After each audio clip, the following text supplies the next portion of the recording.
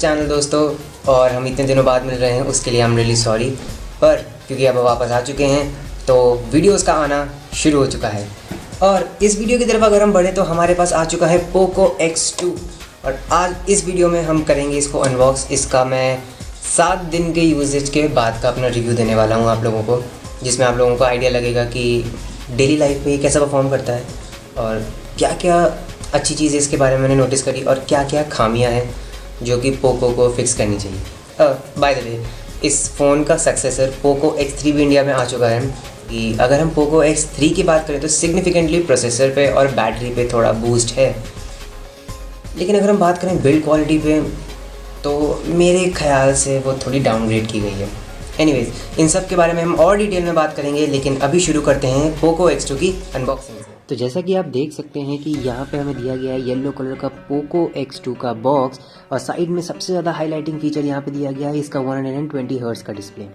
खैर, अगर इसी के साथ हम बॉक्स के पीछे की तरफ आएँ तो यहाँ पे कुछ और हाईलाइटिंग फीचर्स जैसे कि इसका स्क्रीन साइज़ और बैटरी कैपेसिटी मेंशन्ड है।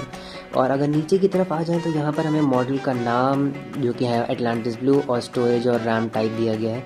साथ ही साथ नीचे दी गई है मेड इन इंडिया और हाई रेजोल्यूशन ऑडियो की ब्रांडिंग। इसके अलावा अगर जल्दी से मैं इस बॉक्स को खोलता हूँ तो जैसा कि आप देख सकते हैं ये थोड़ा सा टाइट बॉक्स आप देख सकते हैं। हमने इस बॉक्स को खोल लिया और अंदर भी जैसा कि आप देख ही सकते हैं पूरी की पूरी येलो कलर की फिनिश दी गई है बॉक्स में भी। और जहाँ सबसे ऊपर हमें मिलता है एक छोटा सा बॉक्स जिसके अंदर हमें देखने को मिलती है ये हमारी छोटी सी सिम ट्रे टूल, जिसको आप कुछ दिनों में घुमा देंगे। उसके बाद यहाँ पर हमें दिया गया है कुछ पेपर वर्क जिसमें है बहुत सारा ज्ञान का भंडार, और साथ ही साथ पोको X2 नीचे भी लिखा गया है और साथ ही लिखा है यूज़र मैनुअल। इसके अलावा हमें मिलता है ये वाइट कलर का एक सॉफ्ट रबर TPU केस जिसके साथ बहुत सारे कटआउट्स दिए गए हैं। और साथ ही अगर मैं केस की क्वालिटी की बात करूँ तो ये काफ़ी एवरेज क्वालिटी का केस है, जो कि आपके फ़ोन को बेसिक ड्रॉप और स्क्रैचेस से तो बचा लेगा, लेकिन कोई बहुत खास प्रोटेक्शन की उम्मीद आपको यहाँ पे नहीं करनी चाहिए। उसके अलावा अगर हम सीधे आएँ अपने स्मार्टफ़ोन के ऊपर तो आप देख सकते हैं कि ये हमारा स्मार्टफोन यहाँ पे अवेलेबल है, जो कि है एटलांटिस ब्लू कलर में, और सामने है बड़ी सी 6.67 इंच की डिस्प्ले। साथ ही साथ अगर मैं हर एक डायरेक्शन की बात करूँ तो फिर आप देख ही सकते हैं कि इसमें कितने प्यारे तरीके से इसमें शैम्पर्ड एजेस दिए गए हैं, और कैमरा का बम्प भी ज़्यादा बड़ा नहीं है, ठीक ठाक टाइप का है। उसके अलावा अगर हम साइड में आ जाए तो यहाँ में दिया गया है फिंगरप्रिंट स्कैनर जो कि पावर बटन में एम्बेडेड है, जिसकी परफॉर्मेंस मैं आपको दिखा देता हूँ एक तरीके से। आप देख सकते हैं, जी हाँ, ये किस तरह से आराम से खुल जाता है। उसके अलावा बैक साइड में दिया गया है क्वाड कैम सेटअप, और नीचे है पोको की ब्रांडिंग, जहाँ पे प्राइमरी कैमरा है 64 मेगापिक्सल का, फिर है एक 8 मेगापिक्सल का कैमरा अल्ट्रा वाइड के लिए, फिर है एक डेप्थ कैमरा 2 मेगापिक्सल का, और एक मैक्रो कैमरा और 2 मेगापिक्सल का। और नीचे की तरफ आप देख सकते हैं जैसे कि मैंने बताया यहाँ पर दी गई है हमें पोको की ब्रांडिंग।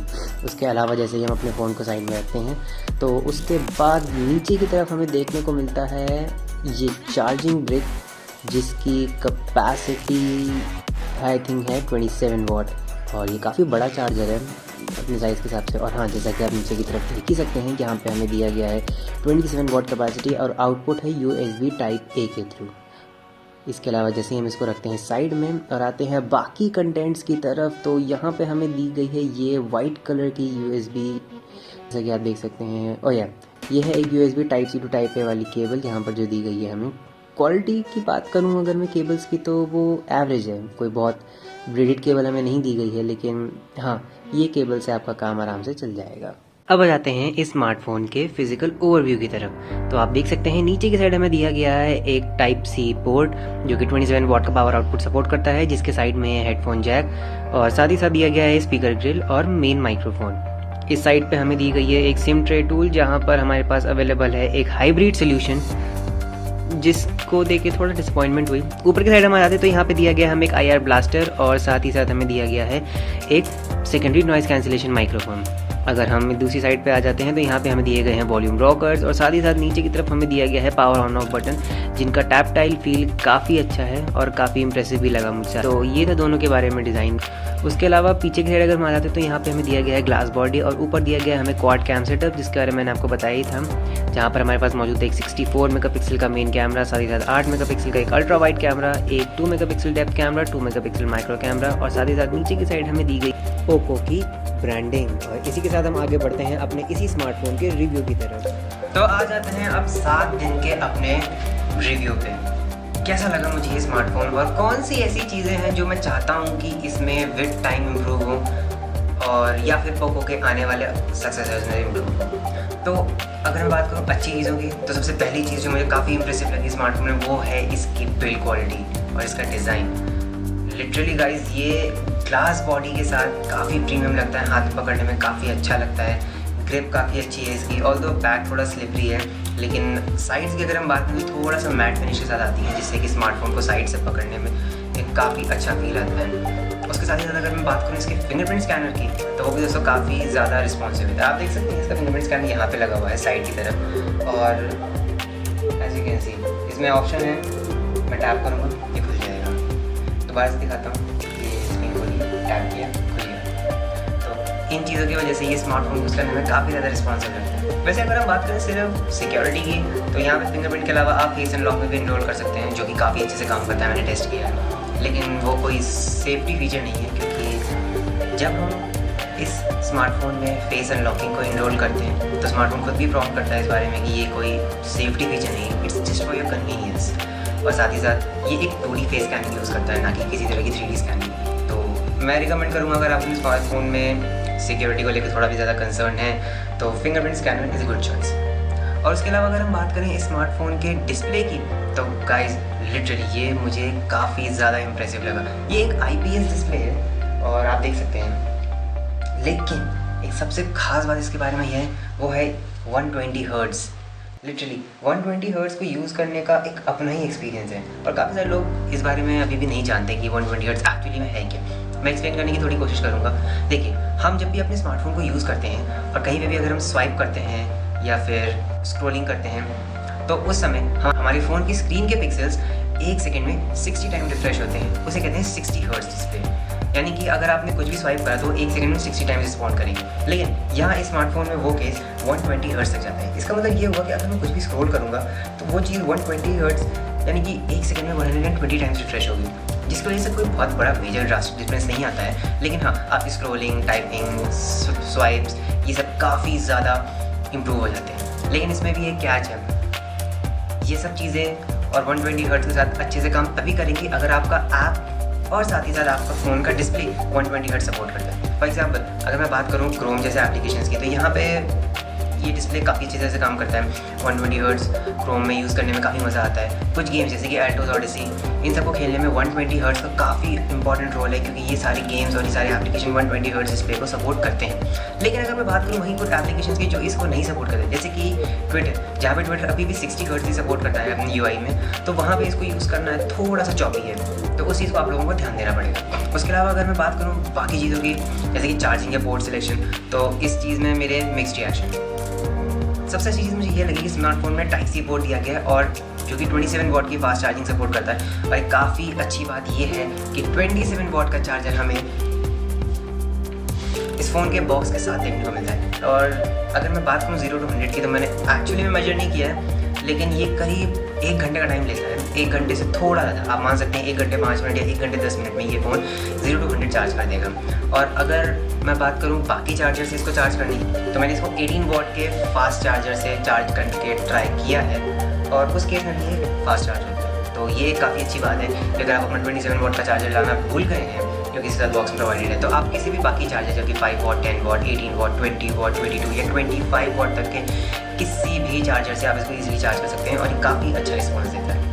उसके अलावा आप देख सकते हैं यहाँ पे हमें एक हेडफोन जैक भी दिया गया है, और एक बहुत ही अच्छी बात, जैसा कि मैंने आपको अभी अनबॉक्सिंग में दिखाई थी, ये स्मार्टफोन हाई रेजोल्यूशन ऑडियो को सपोर्ट करता है, जिसकी वजह से हेडफोन जैक से आने वाला आउटपुट काफ़ी ज़्यादा इंप्रेसिव है। मुझे काफ़ी मज़ा आया उसको यूज़ करने में। और उसके अलावा मैंने अपने काफ़ी सारे हेडफोन्स यूज़ करे, काफ़ी ज़्यादा ईयरफोन्स यूज़ करे, इन सब में मुझे किसी भी तरह की कोई दिक्कत नहीं आई। और उसके अलावा अगर आप जाएंगे स्मार्टफोन की सेटिंग्स के अंदर, तो यहाँ पे ऑडियो से रिलेटेड काफ़ी सारे फीचर्स हमें दिए गए हैं, जैसे कि audio enhancement, high resolution audio, या फिर जो भी MI या Xiaomi के जितने भी हेडफोन्स या ईयरफोन्स आते हैं, उन सब के लिए एक प्री डिफाइंड सेटिंग यहाँ पर दी गई है, जिसके साथ ये स्मार्टफोन को यूज़ करना काफ़ी ज़्यादा मज़ेदार हो चुका है। और अगर मैं बात करूँ स्पीकर ग्रिल्स की भी, तो यहाँ पे हमें बॉटम फायरिंग स्पीकर दिया गया है, इसमें किसी तरह के स्टीरियो स्पीकर्स नहीं है, जो कि मुझे थोड़ा डिसअपॉइंटमेंट लगी, क्योंकि पोको X3 में हमें बॉटम फायरिंग स्पीकर और फ्रंट फायरिंग स्पीकर मिलते हैं स्टीरियो इफेक्ट के लिए। लेकिन कोई बात नहीं, मैं तो ज़्यादा कंप्लेंट नहीं करूँगा। और अगर मैं बॉटम फायरिंग स्पीकर की बात करूँ, तो काफ़ी अच्छा आउटपुट रहा है मेरे लिए। और मुझे किसी तरह का डिस्टॉर्शन महसूस नहीं हुआ। मुझे कभी ऐसा नहीं लगा कि इसकी वॉल्यूम लो है। ये बहुत ज़्यादा लाउड भी नहीं है, बहुत ज़्यादा लो भी नहीं है। मैं कहूँगा कि ये एक बैलेंस ऑडियो आउटपुट है। और आप लोगों को बताने के लिए मैं दिखा देता हूँ।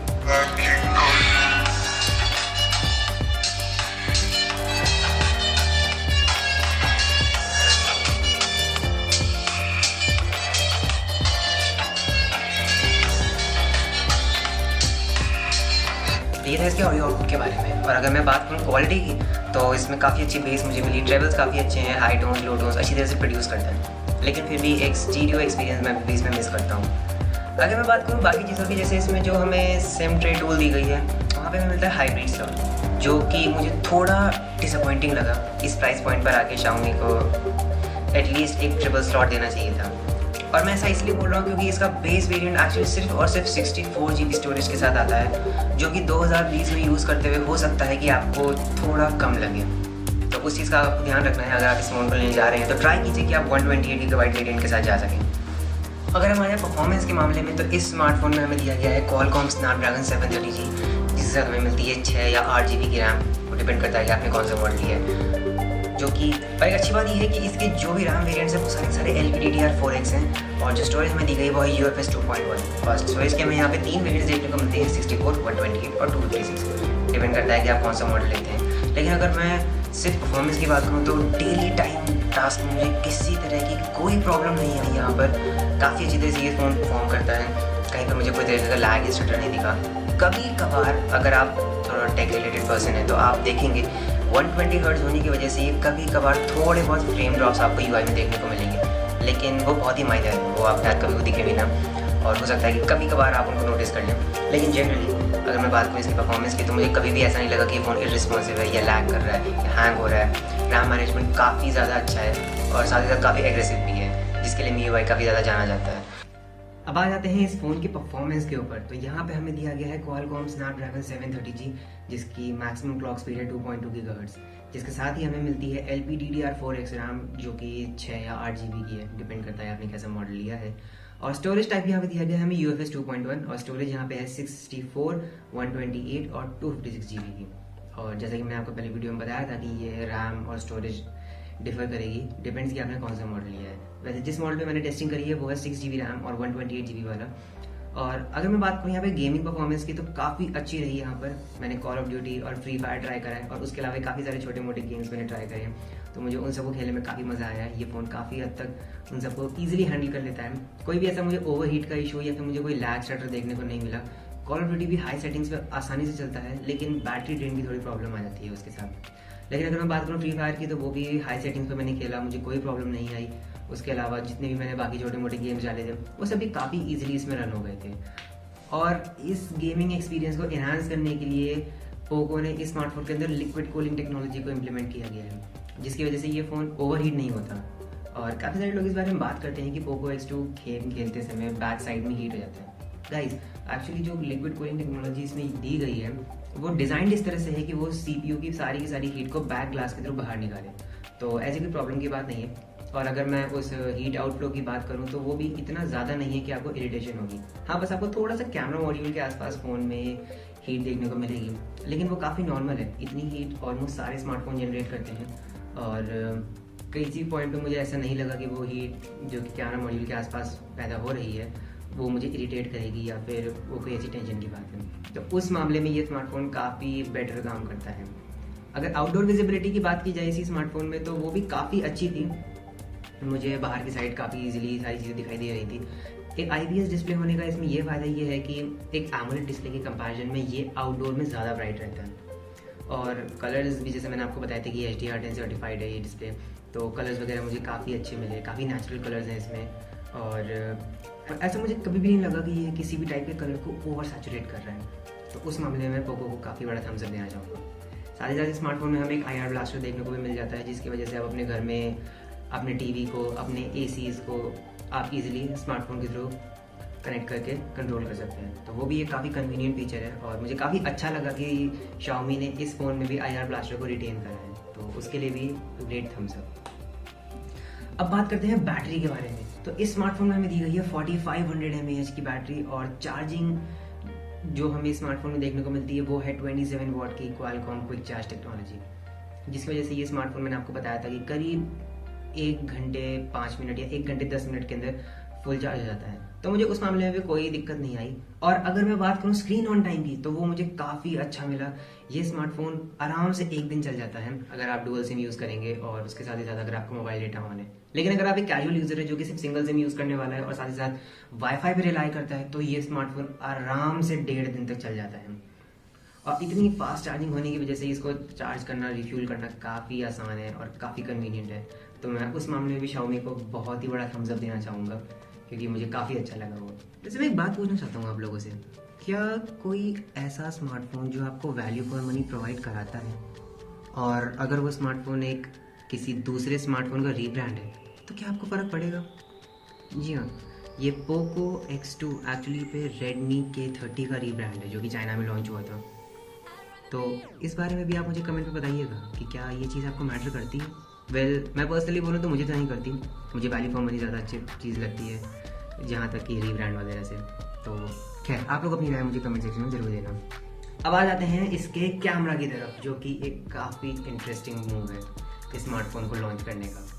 यहाँ पे हमें बैक साइड में दिया गया है Sony IMX686 सेंसर, जो कि एक 64 मेगापिक्सल वाला सेंसर है। उसी के अलावा इसमें हमें पीछे की साइड एक 8 मेगापिक्सल का अल्ट्रा वाइड कैमरा देखने को मिलता है, एक 2 मेगापिक्सल का मैक्रो सेंसर और एक 2 मेगापिक्सल का डेप्थ सेंसर। और देखो, ये 2 मेगापिक्सल वाले कैमरा वैसे सिर्फ शो पीस के लिए होते हैं। बेसिकली जो सबसे इंपॉर्टेंट कैमरा यहाँ पर दिए गए वो है पीछे का मेन कैमरा 64 मेगापिक्सल वाला, और एक अल्ट्रा वाइड कैमरा जो कि है 8 मेगापिक्सल का।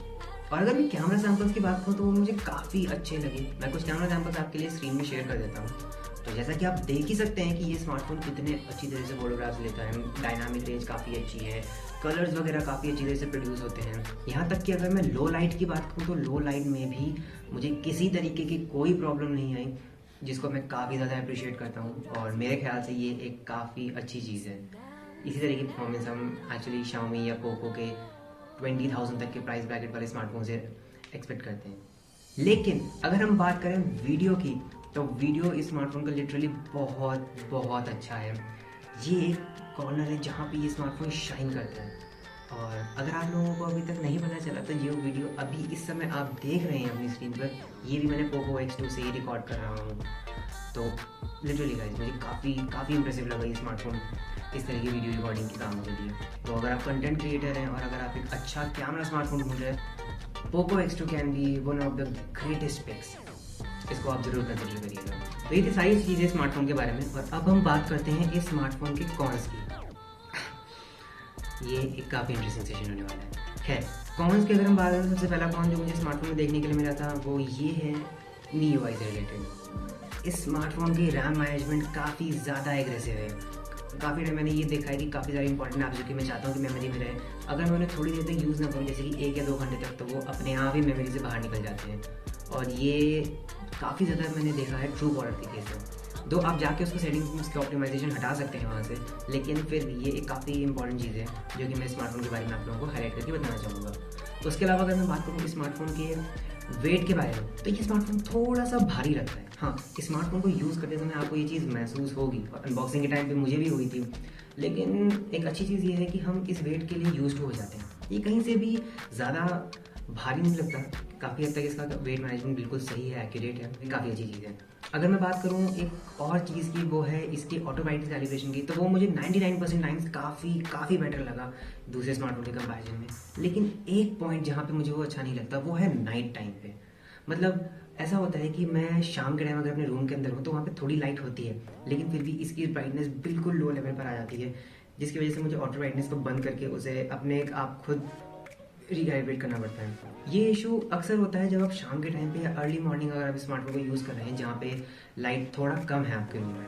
लेकिन अगर मैं बात करूँ पिच ब्राइटनेस की या फिर बिल्कुल डायरेक्ट सनलाइट में इसको यूज़ करने की, तो ऑटो ब्राइटनेस सेंसर काफ़ी अच्छे से काम करता है। इसकी ब्राइटनेस तुरंत ही अपने आप को एडजस्ट कर लेती है, तो वो एक काफ़ी अच्छी चीज़ लगी मुझे। और उसके अलावा अगर मैं किसी और एक चीज़ को इस पॉइंट पे पिक करना चाहूँगा जो कि थोड़ा नेट पिकिंग होगी, वो है इसके मैक्रो कैमरा को लेके, जो कि मेरे ख्याल से इतना अच्छा परफॉर्म नहीं करता है। I mean, उसको और ज़्यादा इम्प्रूव किया जा सकता है। मतलब मैंने ये चीज़ खुद नोटिस करी है, अगर मैं एक प्राइमरी कैमरा से किसी भी फोटो को लूँ और उसको क्रॉप कर लूँ, वहीं अगर मैं मैक्रो कैमरा से ली हुई किसी फोटो को कंपेयर करूँ उससे, तो प्राइमरी कैमरा में उसके कलर्स काफ़ी अच्छे हैं। और दूसरी सबसे इंपॉर्टेंट बात ये कि अगर लाइटिंग कंडीशन अच्छी नहीं है तो माइक्रो कैमरा से आने वाली फ़ोटोज़ काफ़ी अनोइंग हो सकती हैं, आप लोगों को काफ़ी अच्छी नहीं लग सकती हैं। तो ये कुछ चीज़ें थी जो मैं चाहता हूँ कि Xiaomi इसमें इंप्रूव करे। उसके अलावा ये स्मार्टफोन जैसे कि अभी एंड्रॉइड 10 पे चल रहा है, MIUI के सारे अपडेट्स आ रहे हैं, लेकिन अपडेट क्राइटेरिया में एक सबसे इंपॉर्टेंट बात ये है कि मुझे अक्टूबर का सिक्योरिटी पैच अपडेट अभी जस्ट 2 दिन पहले मिला है।